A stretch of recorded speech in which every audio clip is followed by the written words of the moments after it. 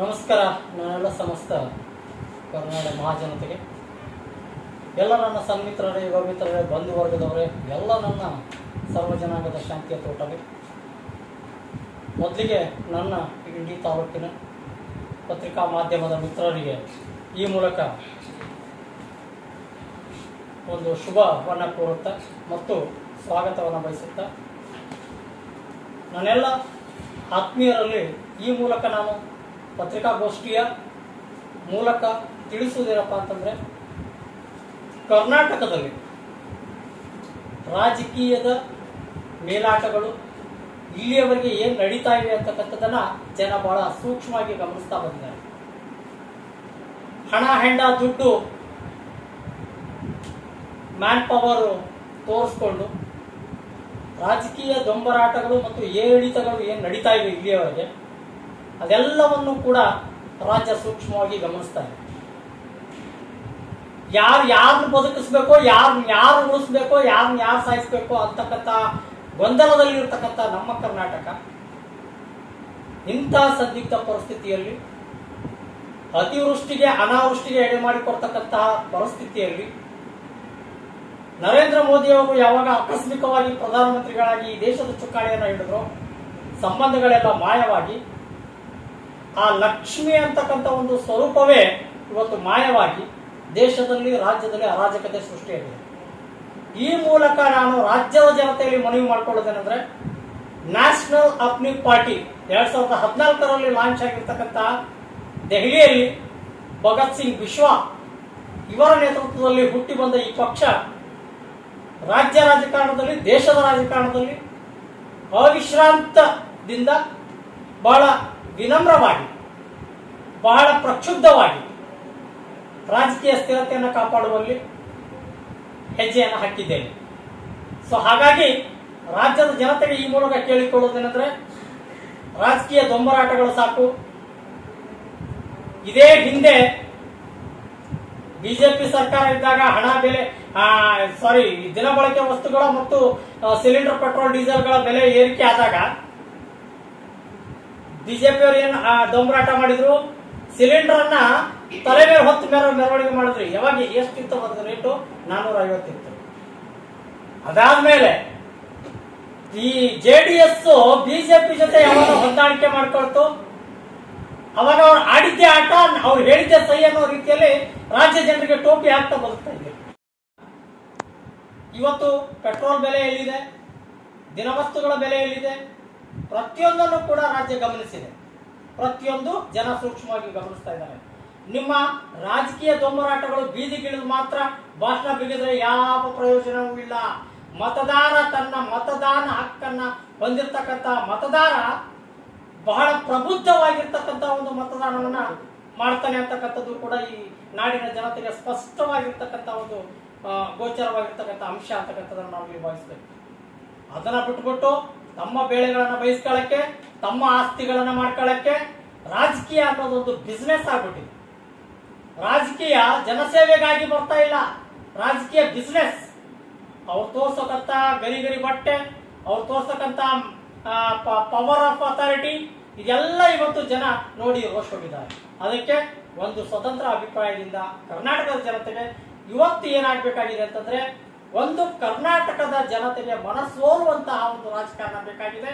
ಕರ್ನಾಟಕದ ಜನತೆಗೆ ತಮ್ಮನ್ನ ಕಷ್ಟದಿಂದ ಹೊರ ತರುವಂತಹ ಒಂದು ಪ್ರತಿಕೂಲ ವಾತಾವರಣ ಸೃಷ್ಟಿಯಾಗಬೇಕಾಗಿದೆ.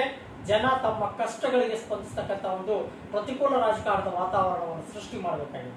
ಹಾಗಾಗಿ ನ್ಯಾಷನಲ್ ಅಪ್ನಿ ಪಾರ್ಟಿಯನ್ನ ಈ ರಾಜ್ಯದಲ್ಲಿ ಲೋಕಾರ್ಪಣೆ ಮಾಡಿದ್ದೀವಿ.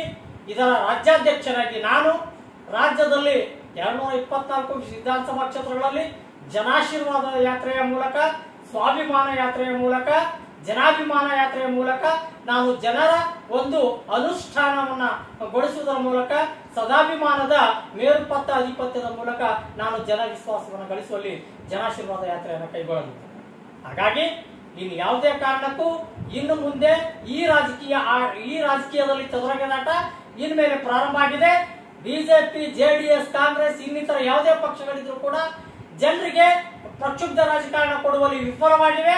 ನಿಮ್ಗಳ ಆಟ ಇನ್ನೇನಿದ್ರು ಬೆಂಗಳೂರಿಗೆ ಸೀಮಿತ ಅಂತಕ್ಕಂಥದ್ದನ್ನ ನಾನು ಹೇಳುತ್ತಾ ಇನ್ನು ಮುಂದೆ ಉತ್ತರ ಕರ್ನಾಟಕ ಜನರಿಗೆ ಯಾವುದೇ ಕಾರಣಕ್ಕೂ ಟೋಪಿ ಹಾಕಾಗಲ್ಲ.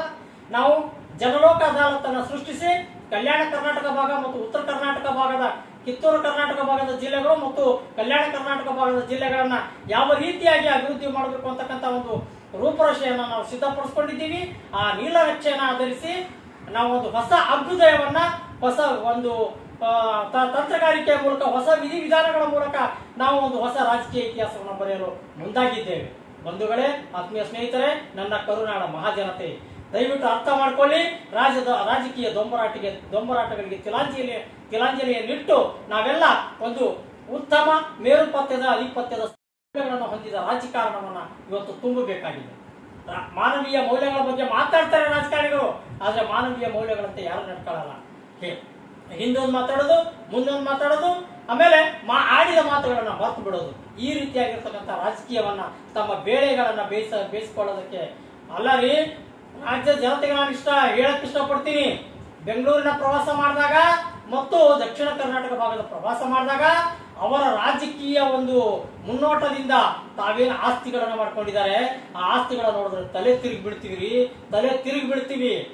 ಇದೇ ಎಚ್ ಡಿ ಕುಮಾರಸ್ವಾಮಿ ಅವರು, ಇದೇ ಯಡಿಯೂರಪ್ಪನವರು, ಇದೇ ಸಿದ್ದರಾಮಯ್ಯನವರು, ಇದೇ DK ಶಿವಕುಮಾರ್ ಅವರು, ಇದೇ ಇನ್ನಿತರ ಬಿಜೆಪಿ, ಕಾಂಗ್ರೆಸ್, JDS ನ ಲೀಡರ್ಗಳು ಎಷ್ಟು ಆಸ್ತಿ ಮಾಡಿದ್ದಾರೆ ನಿಮ್ದೆಲ್ಲ ಬಹಿರಂಗ ಆಗಲಿದೆ. ವಿಕಿಲೀಕ್ಸ್ ಪತ್ರಿಕೆ ಅತಿ ಶೀಘ್ರದಲ್ಲಿ ನಿಮ್ದು ಬಂಡವಾಳ ಹೊರಗೆ ಹಾಕಲಿದೆ. ನಿಮ್ ಎಷ್ಟು ಲಕ್ಷ ಕೋಟಿ ಆಸ್ತಿ ಮಾಡಿದ್ದೀರಿ ಅನ್ನೋದು, ನಿಮ್ದೆಲ್ಲ ಒಂದು ಆಸ್ತಿಯನ್ನ ಕೂಡಿದ್ರೆ ಕರ್ನಾಟಕವನ್ನ ಬಡತನದಿಂದ ದೂರ ಮಾಡಬಹುದು. ಅಷ್ಟು ನಿಮ್ಮಲ್ಲಿ ಹಣವನ್ನ ಇಟ್ಕೊಂಡು ಜನರನ್ನ ಆಟ ಆಡ್ತಾ ಇದ್ದೀರಾ. ಈ ಆಟಗಳು ಬಹಳ ದಿನ ನಡೆಯಲ್ಲ. ನ್ಯಾಷನಲ್ ಅಪ್ನಿ ಪಾರ್ಟಿ ಬಂದಾಗಿದೆ. ನ್ಯಾಷನಲ್ ಅಪ್ನಿ ಪಾರ್ಟಿಯಿಂದ ಒಂದೇ ಒಂದು ನಾವು ರಣಕಾಳೆಯನ್ನು ಮೊಳಗಿಸಲಿದ್ದೇವೆ. 224 ವಿಧಾನಸಭಾ ಕ್ಷೇತ್ರಗಳಲ್ಲಿ ನಾವು ರಾಜ್ಯಗಳಲ್ಲಿ ಪ್ರತಿಯೊಂದು ಉದಯೋನ್ಮುಖವಾಗಿರ್ತಕ್ಕಂಥ ರಾಜಕಾರಣವನ್ನು ಸೃಷ್ಟಿ ಮಾಡಿ ಒಂದು ಮಹೋನ್ನತವಾಗಿರ್ತಕ್ಕಂಥ ರಾಜಕಾರಣದ ಗರಿಯನ್ನ ನಾವು ಇಮ್ಮಡಿಗೊಳಿಸಿದ್ದೇವೆ ಅಂತಕ್ಕಂಥ ಮಾತನ್ನು ಹೇಳುತ್ತಾ, ದಯವಿಟ್ಟು ಆತ್ಮೀಯ ನನ್ನ ಕರ್ನಾಟಕದ ಮಹಾಜನತೆಗೆ ಈ ಮೂಲಕ ಕರೆ ಕೊಡ್ತಾ ಇದ್ದೀನಿ. 2028ಕ್ಕೆ ರಾಜ್ಯ ರಾಜಕಾರಣದಲ್ಲಿ ಒಂದು ರಣಕಾಳೆ ಮೊಳಗಲಿದೆ. ರಾಜ್ಯ ರಾಜಕಾರಣದಲ್ಲಿ ಒಂದು ಜನಧ್ವನಿ ಕೂಗಲಿದೆ, ಜನಧ್ವನಿ ಮೊಳಗಲಿದೆ. ಇನ್ನೇನಿದ್ರು ನ್ಯಾಷನಲ್ ಅಪ್ನಿ ಪಾರ್ಟಿಯ ಮೂಲಕ ರಾಜ್ಯದಲ್ಲಿ, ರಾಷ್ಟ್ರದಲ್ಲಿ ಒಂದು ಹೊಸ ಹಿನ್ನೆಲೆಯ ರಾಜಕೀಯ ಉದ್ಭವ ಆಗಲಿದೆ ಅಂತಕ್ಕಂಥ ಮಾತನ್ನ ಈ ಮೂಲಕ ಪ್ರಚುರಪಡಿಸುತ್ತಾ, ನಾನು ನಾಡಿನ ಜನತೆಗೆ ಈ ಮೂಲಕ ನ್ಯಾಷನಲ್ ಅಪ್ನಿ ಪಾರ್ಟಿ ಸದಾ ನಿಮ್ಮೊಂದಿಗಿದೆ, ನ್ಯಾಷನಲ್ ಅಪ್ನಿ ಪಾರ್ಟಿ ಸದಾ ನಿಮ್ಮೊಂದಿಗಿದೆ, ನ್ಯಾಷನಲ್ ಅಪ್ನಿ ಪಾರ್ಟಿ ಸದಾ ನಿಮ್ಮೊಂದಿಗಿದೆ. ಬನ್ನಿ, ನ್ಯಾಷನಲ್ ಅಪ್ನಿ ಪಾರ್ಟಿಯನ್ನ ಕಟ್ಟೋಣ.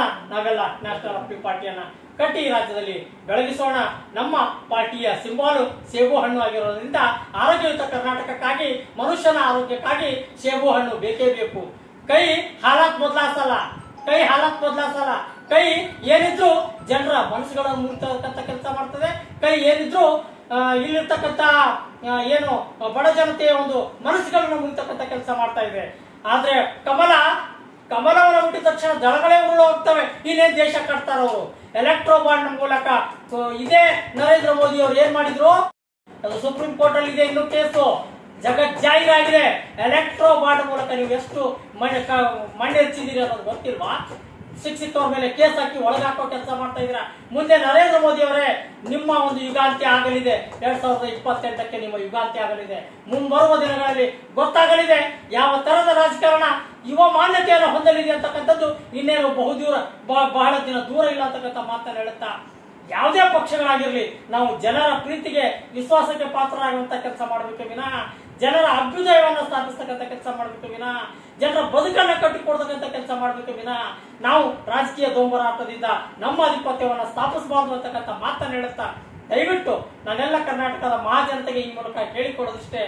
ಆಪಲ್ ಬಂದಾಗಿದೆ. ಆರೋಗ್ಯಯುತ ಕರ್ನಾಟಕಕ್ಕಾಗಿ, ಬಲಿಷ್ಠ ಕರ್ನಾಟಕಕ್ಕಾಗಿ ನಾವು ನ್ಯಾಷನಲ್ ಅಪ್ನಿ ಪಾರ್ಟಿಯನ್ನು ಕಟ್ಟೋಣ. ನ್ಯಾಷನಲ್ ಅಪ್ನಿ ಪಾರ್ಟಿಯನ್ನು ಈ ರಾಜ್ಯದಲ್ಲಿ ಅಧಿಕಾರಕ್ಕೆ ತರೋಣ ಅಂತಕ್ಕಂಥ ಮಾತುಗಳನ್ನ ಹೇಳುವುದರ ಮೂಲಕ ನಾನು ನನ್ನ ಮಾತುಗಳನ್ನು ಮುಗಿಸುತ್ತೇನೆ. ಜೈ ಹಿಂದ್, ಜೈ ಕರ್ನಾಟಕ, ಮತ್ತೆ ಜೈ ನ್ಯಾಷನಲ್ ಅಪ್ನಿ ಪಾರ್ಟಿ.